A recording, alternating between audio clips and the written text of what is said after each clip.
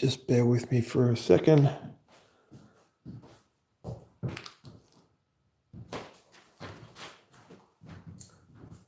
We had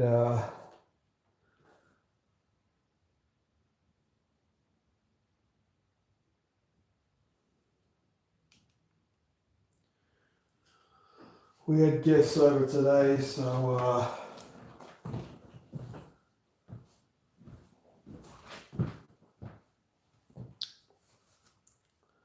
I don't normally jump on this late, but who cares? I'm here now, and that's the main thing.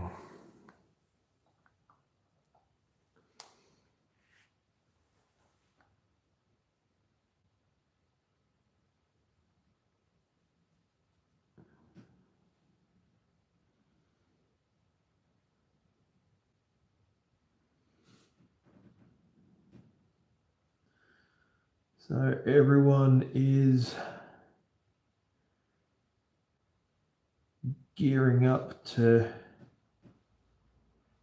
return to work and school and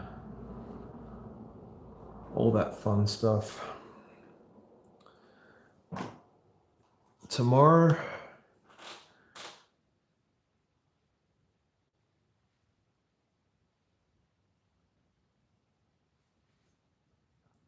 because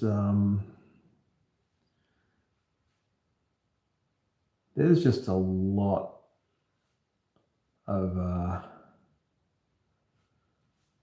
holidays that seem to happen in April. We get Easter. We get the long weekend from that, and we get the Easter holiday break, which is great. You know, it's a lot of fun.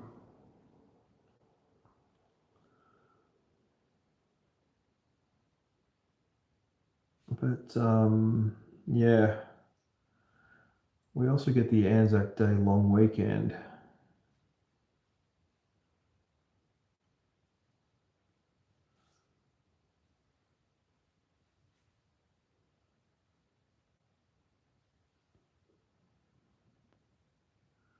Which used to be exclusively for the soldiers and other veterans of World War One, but it's long since been expanded to include pretty much every armed conflict Australia's been involved with.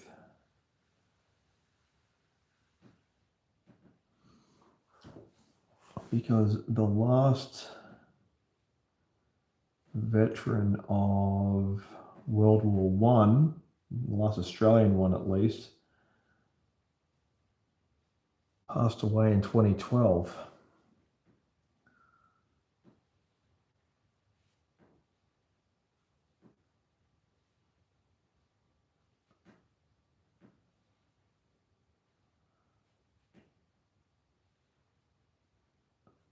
So it's like when they say they shall not grow old as we who are left grow old. They weren't kidding. Like,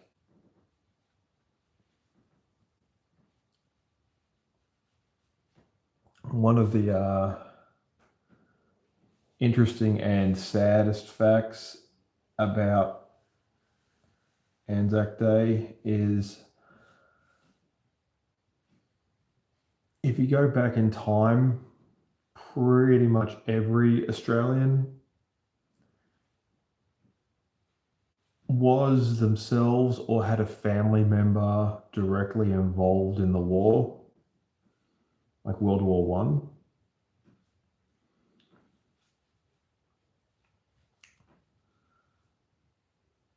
And when they said, lest we forget, they really meant it, because, you know, this was the first time in human history where war was like mechanized on such a grand scale. But these days, when you say lest we forget, it's like, okay, but at best, most of us have like a few old grainy photos, usually black and white, of the people that we've been told not to forget. And it reminds me a bit of the movie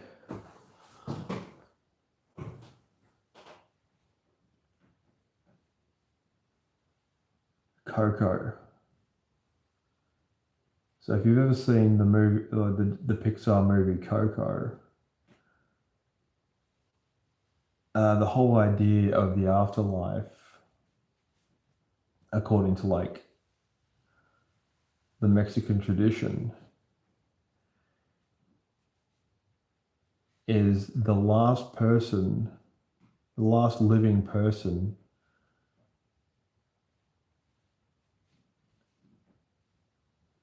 who remembers you.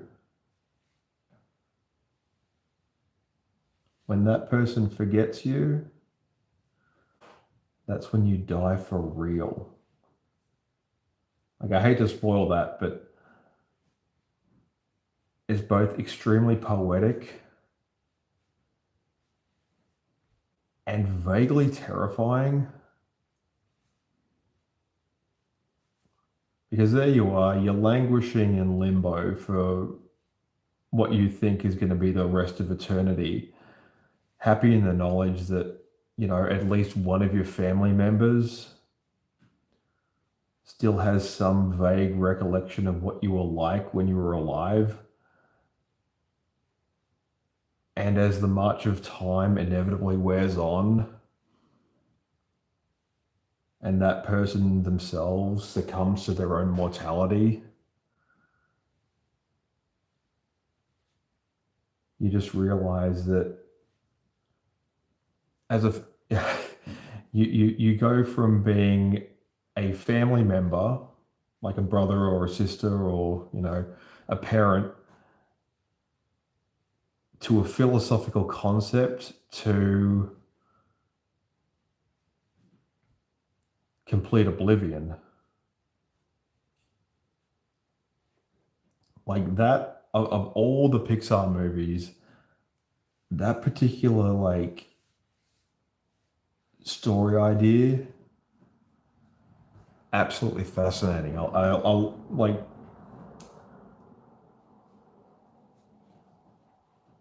of all the Pixar movies, Coco is the most. I find Coco the most fascinating.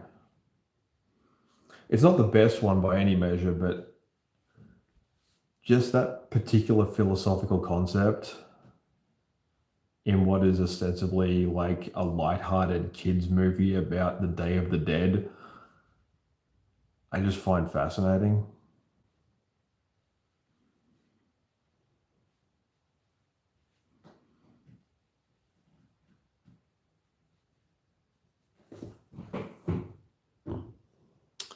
Hey guys, how's it going?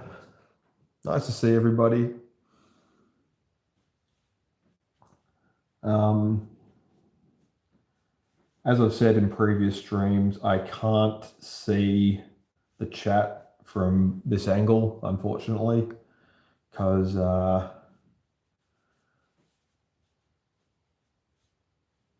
my phone, which I use to film this, is directly above me. So if I don't see what you've written, just bear with me. I will pause every so often just to check and respond accordingly. But yeah, sit back and enjoy as I draw this.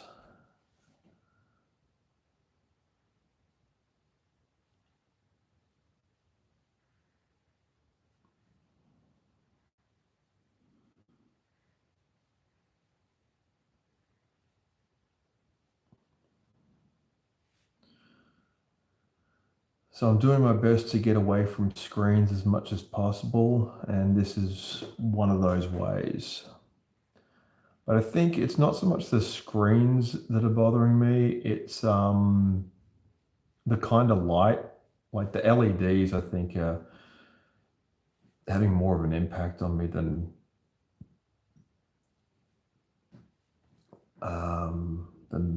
previously. Like I used to be fine with LEDs, and now they're just like LEDs are to like everyday lighting what fluorescent tubes are right now to like dentist offices.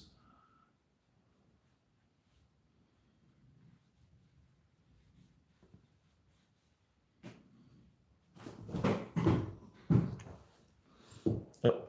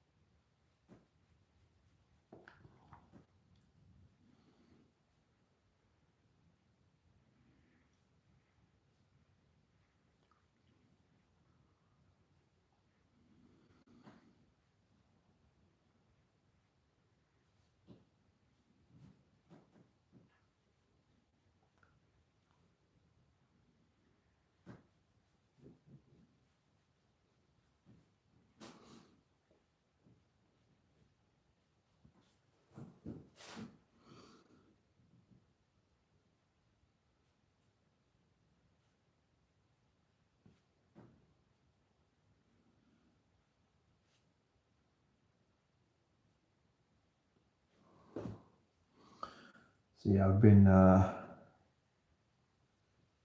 inspired to do as many live streams as I can.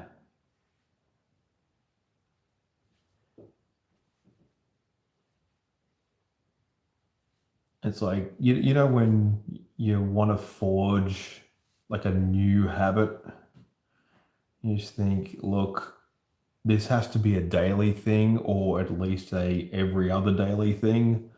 Otherwise, it's never going to happen. And that's how I see it.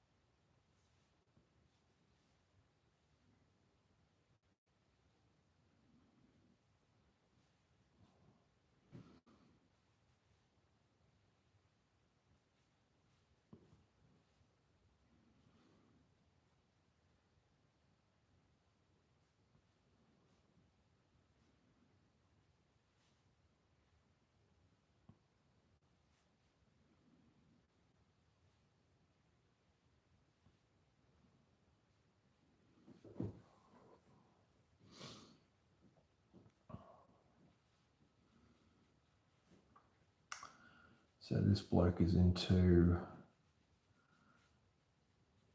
AI and robotics and all that fun stuff. He also likes working out. Don't worry if you don't recognize him. He's not a celebrity or anything like that.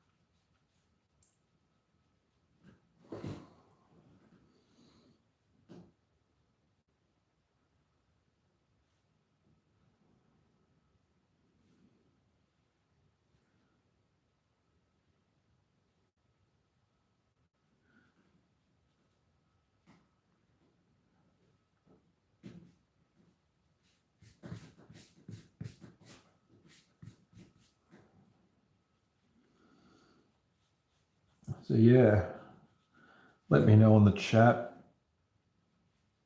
if you have a favorite Pixar movie and why. Be interested in finding out. You know, and back in the day, your choices weren't really all that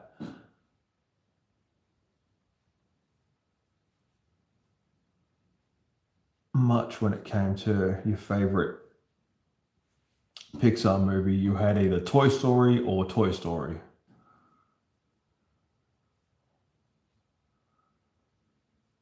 And it's amazing that that first Toy Story movie came out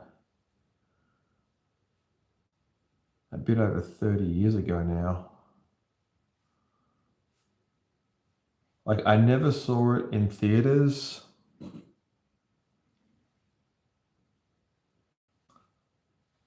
but I remember when it was released, and I knew even back then, I was in, I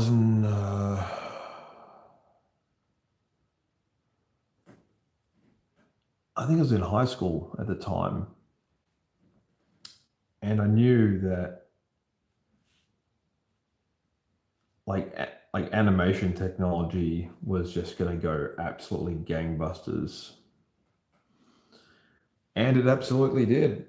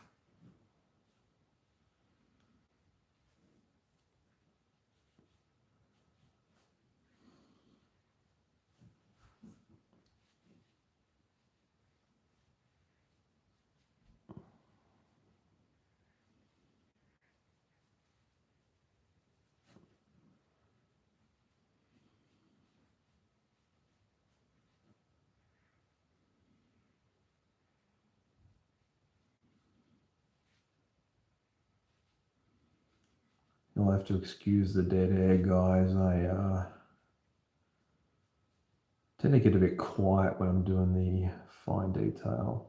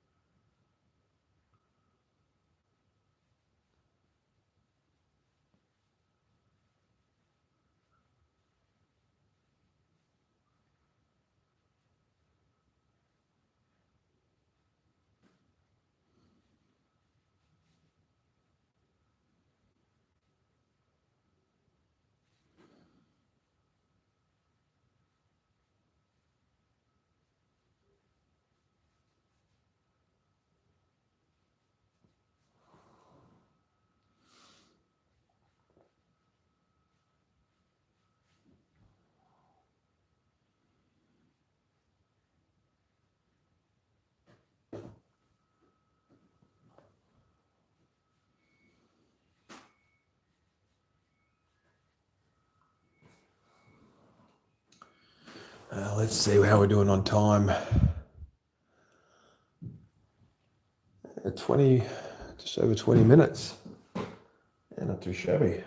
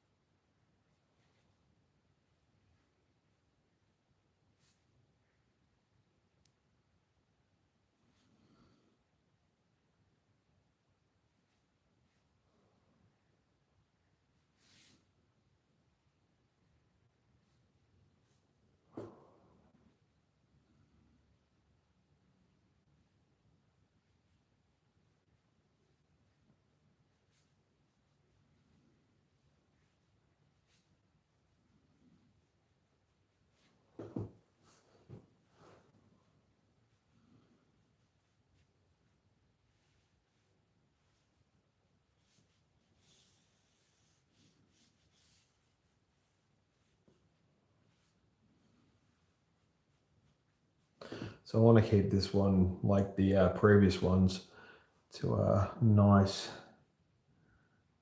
hour-long run.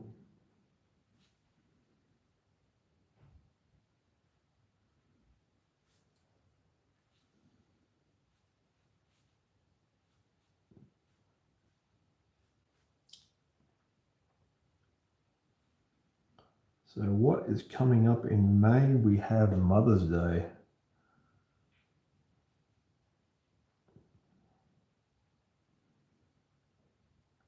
I'm going to do some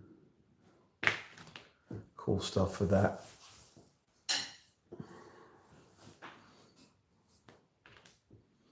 Should be a lot of fun.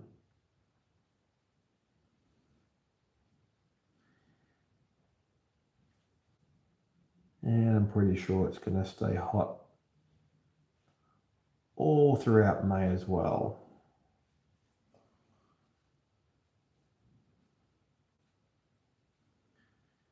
Because I just don't see Sydney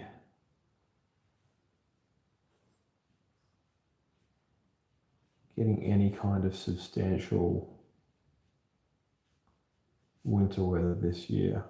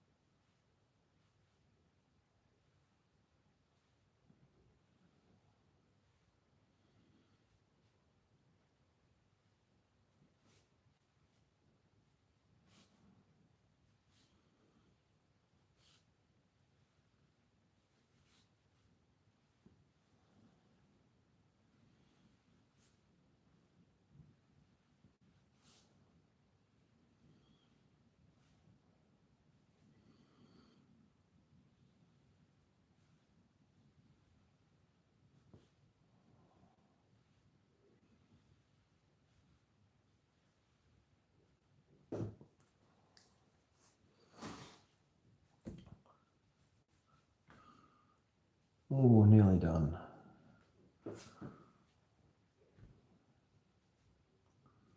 Steaming straight ahead, guys. Making some pretty positive moves here.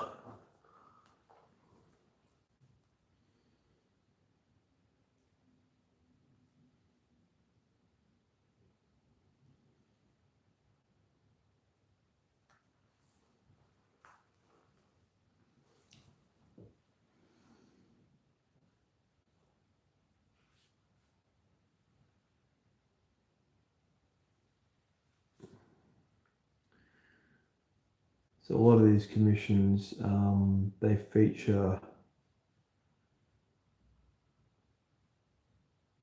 a series of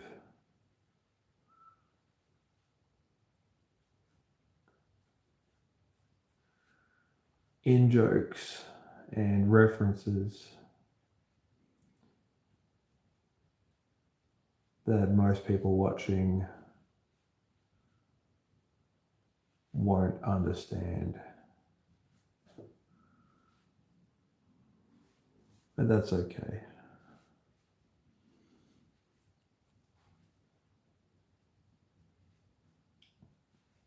This is mostly just to showcase what I can do.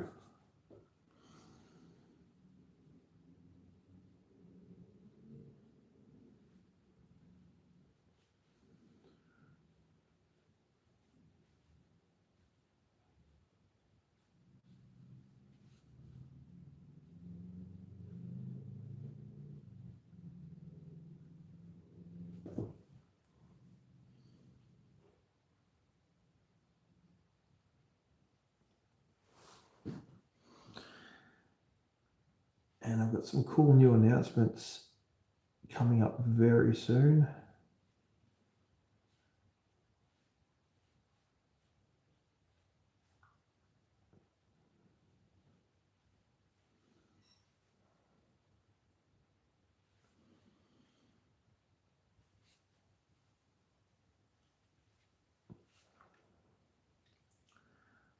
But I can't talk about them just yet.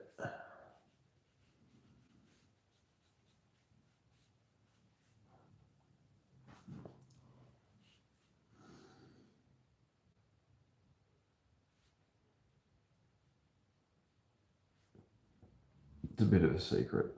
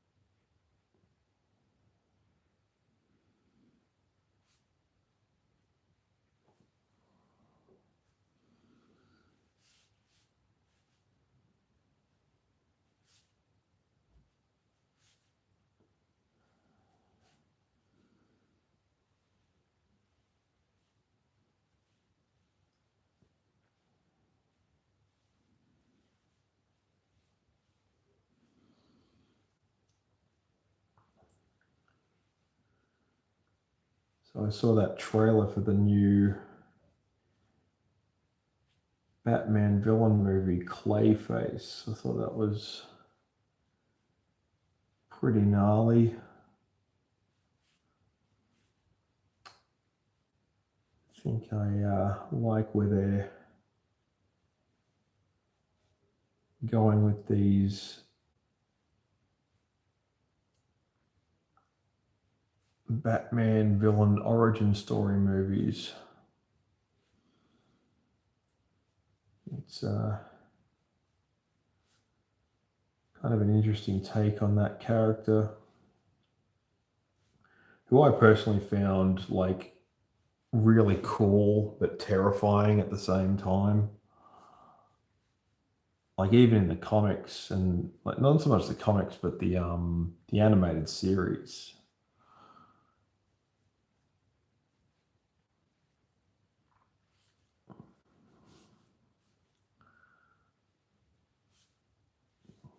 Because like he's a shape-shifting mud monster at the end of the day, but how he gets his powers is genuinely disturbing.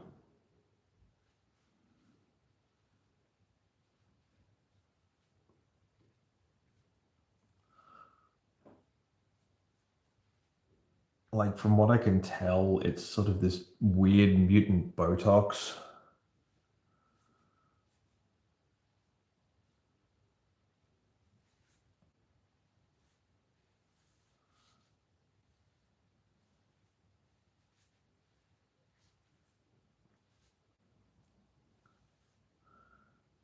It's like an experimental drug or something.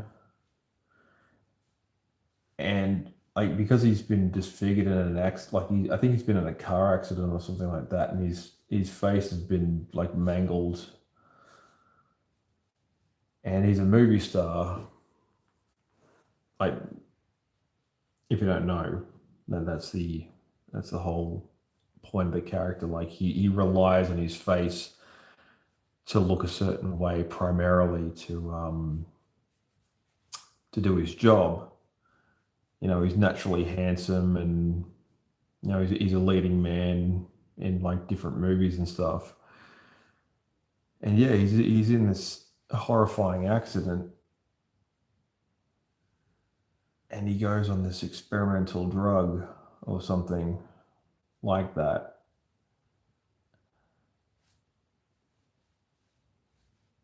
to help him like heal, and it ends up like backfiring and turning him into a monster, which yeah, it's fascinating stuff.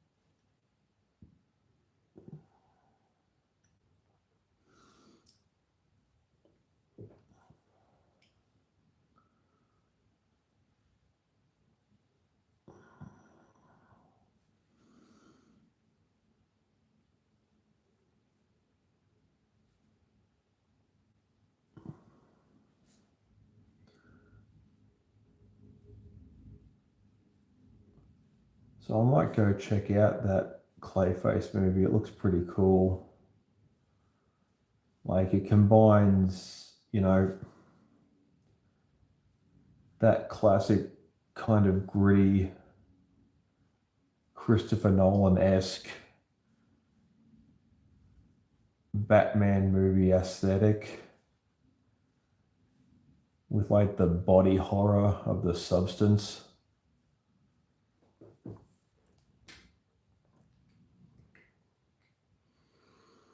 Or The Fly, as directed by David Cronenberg. Like The Fly has to be my favorite Jeff Goldblum movie. He's so good in that.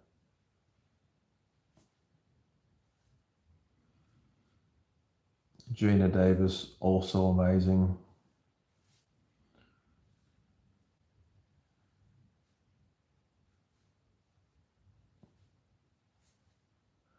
Like there's something about that level of,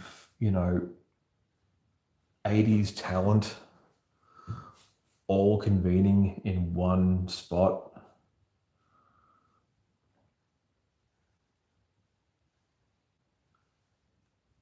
to make a really gross body horror movie, I find is incredibly admirable.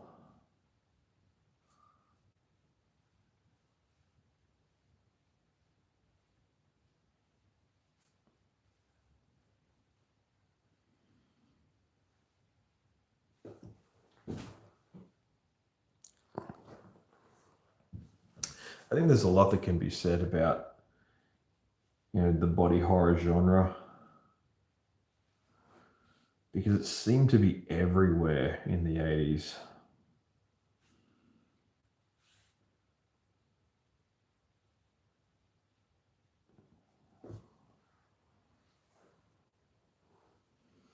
Because we were kind of finding out just how bad everything that we were sort of taking for granted actually was for us. Like this strange confluence of, oh, turns out not just like, the things that we would consider vices are bad, like you've got everything ranging from actual, illicit substances to food, basically.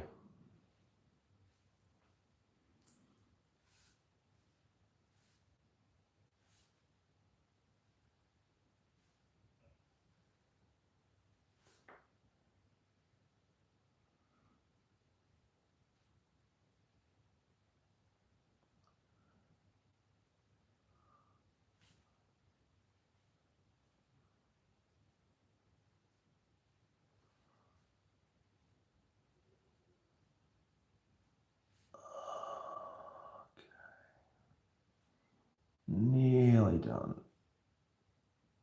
Just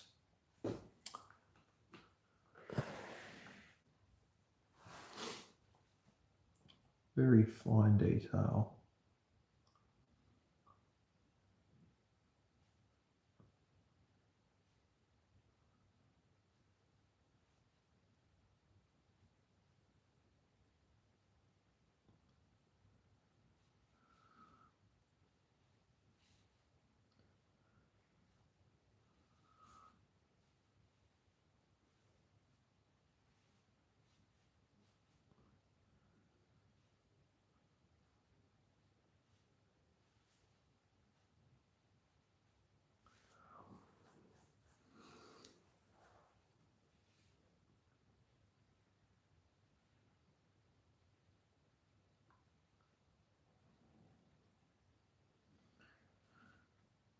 See, everything you do in one way or another impacts future you. And so it's fascinating like how the chain reaction of life is just always on.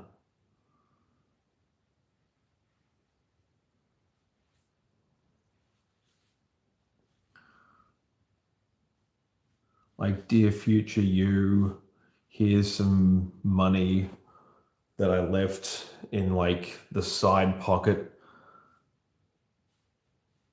of a suit jacket that I wore to a wedding. And the next time you put it on and you're just sort of going through the pockets and you find like a $20 note and you think, oh, oh, thank you, past me. I appreciate that.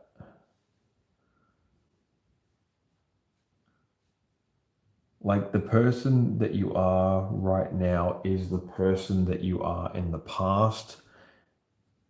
and you may as well be your best friend. Like you're constantly writing this letter of appreciation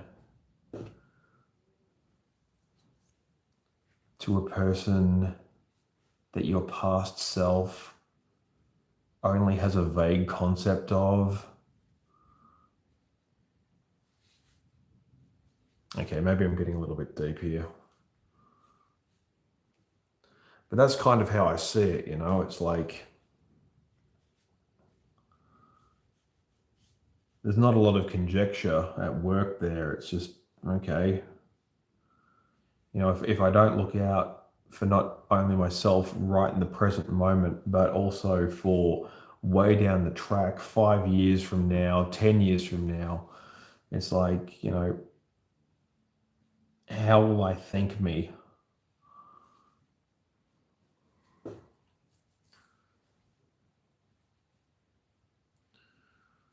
It's like, yeah, future me. You know, when you see that sort of thought experiment exercise where the people are writing letters to themselves as 16-year-olds, even though they're in their 30s, and they're like, you know, dear past me, don't mess this up because I don't want to have to jump in a DeLorean just to slap you.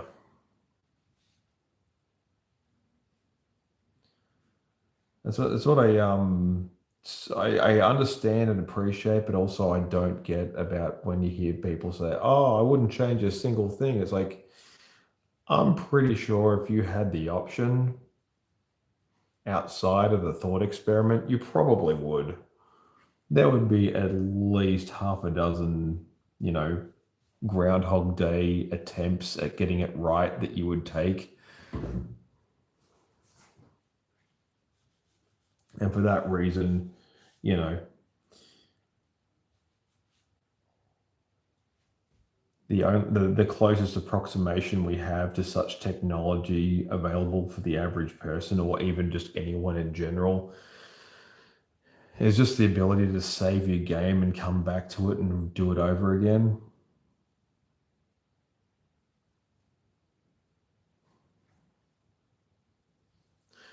Because like knowing the future in a video game is really the only approximation that we have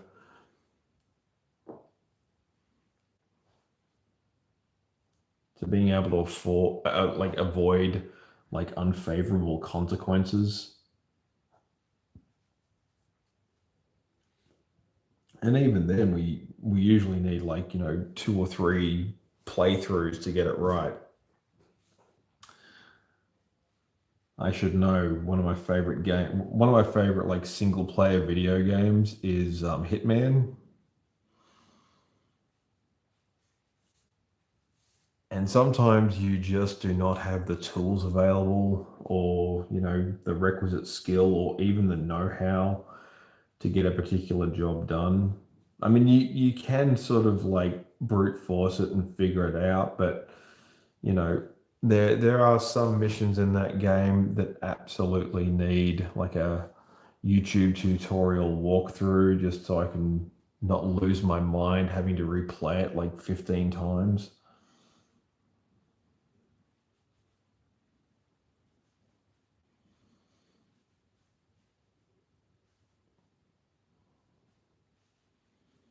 Maybe that's just me.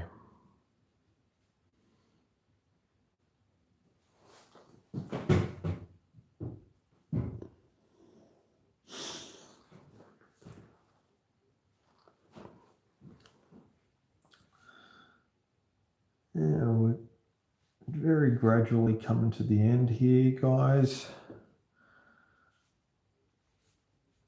I would like to say a special thank you to any new followers. Anyone who's just lurking, you're more than welcome to stay and watch and hear me rant about philosophy and politics and current events, which I don't really do. I'll be completely honest here. Like, I try to avoid politics as much as possible. Like, I'm just not a political cartoonist.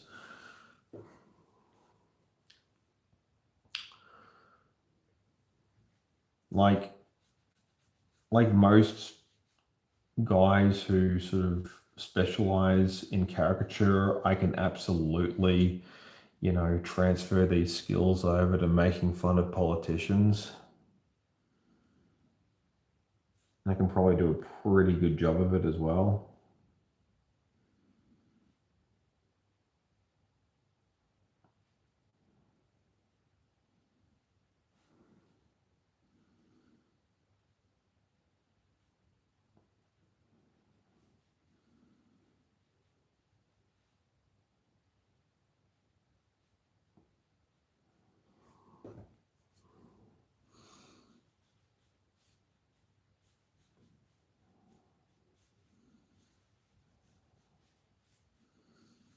Been listening to Ballroom Blitz by Sweet.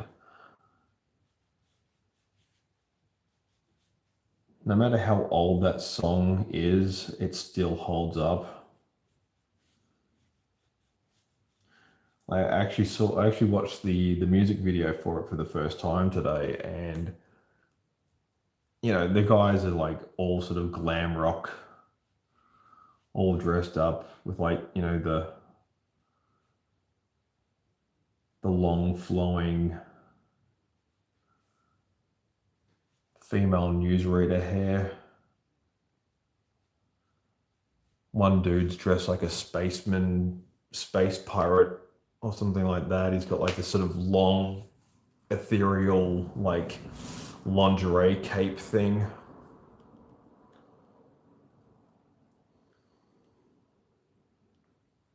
Yeah, even though it's that song's probably about 50 years old at this point. It absolutely slaps. It's such a good song. And the guy starts out, you ready, Steve? Andy? Mick? All right, fellas, let's go. And there's just like no other song I've heard sounds like that or has that kind of introduction.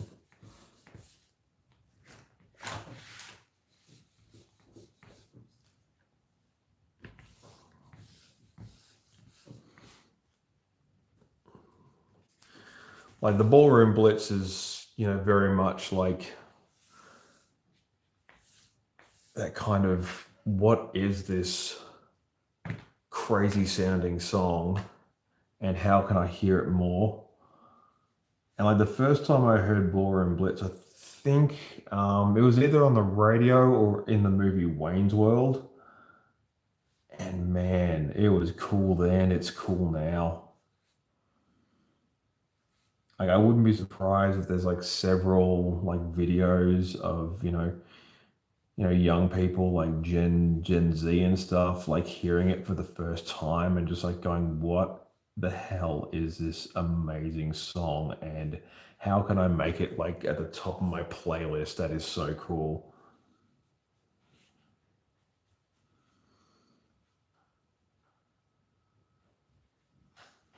Like that's what I absolutely love about this kind of thing. Like there are certain songs that like stand the test of time,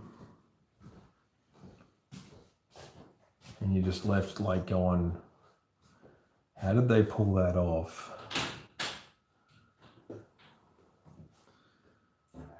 And then you hear it live and you're just like, wow, that's amazing.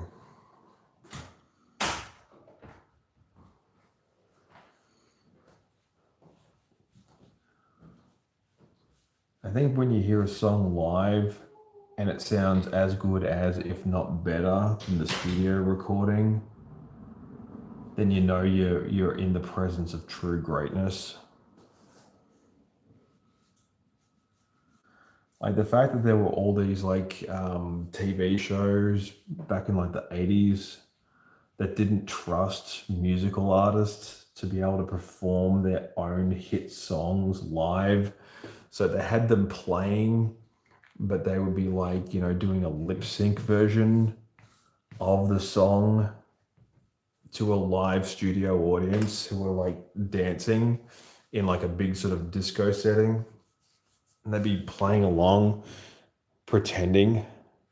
Oh, hey, how's it going?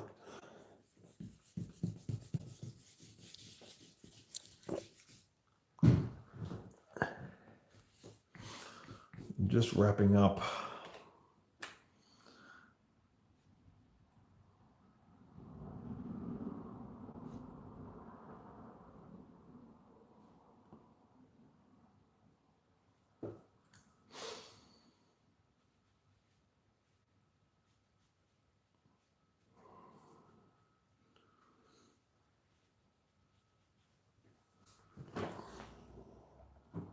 So we're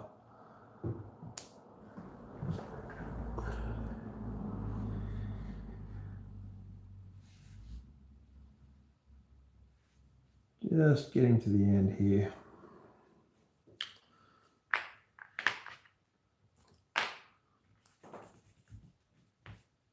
And I've been rambling for about a good hour.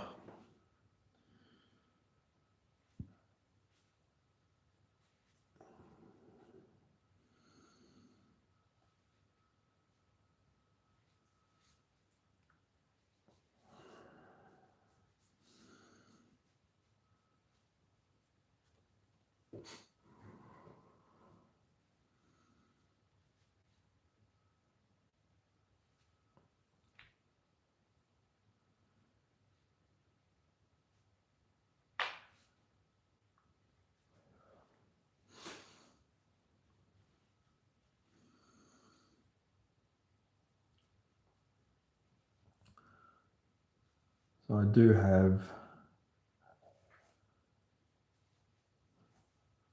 some more announcements coming up. I may as well actually talk about them now. Just in the last few minutes of this live stream.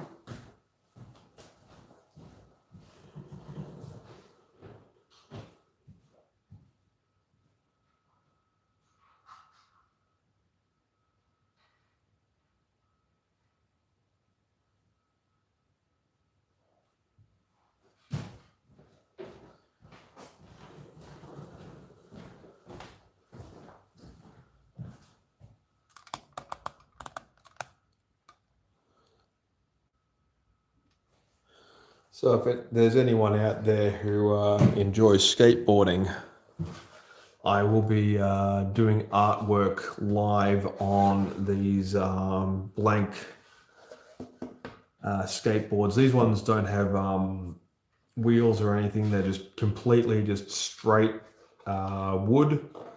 They're just sort of glued together like a normal skateboard. There's no tread or anything like that.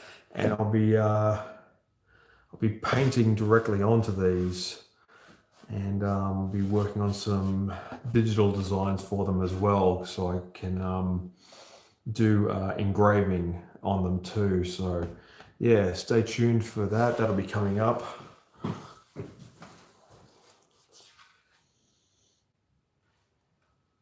And yeah,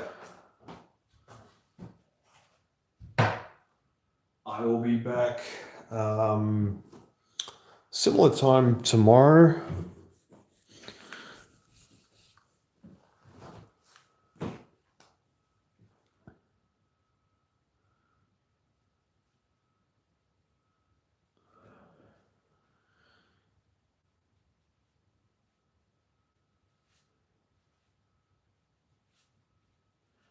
With more of that good stuff. So yeah, until then, guys, I will.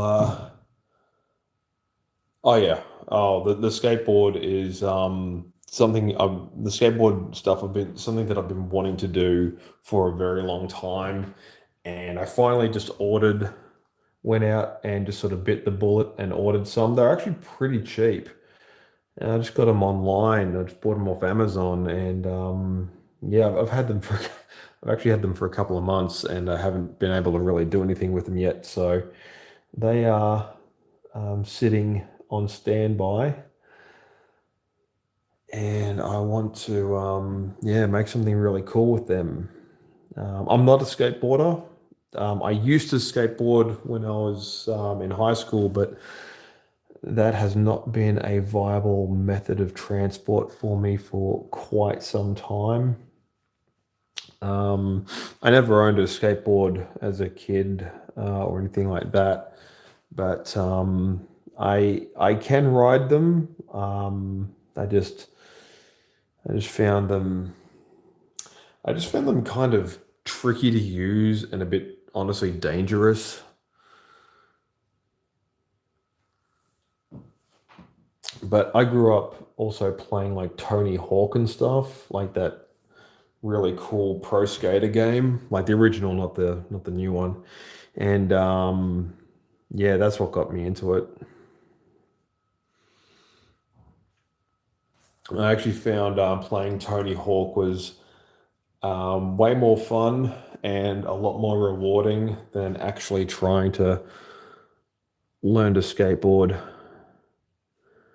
just in general. It's just yeah, that's definitely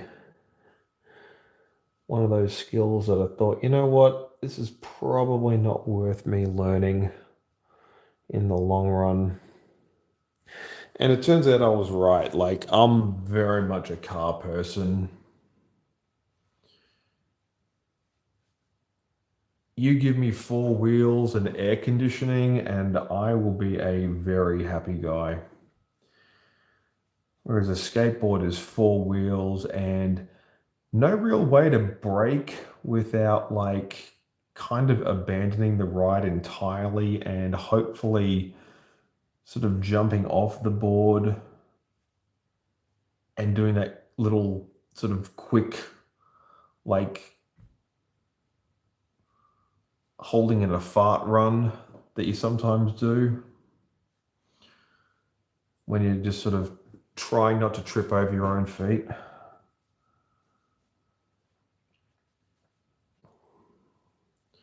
Because I remember just getting on a skateboard like that a mate had lent me, and trying to get home on it as the sun's going down.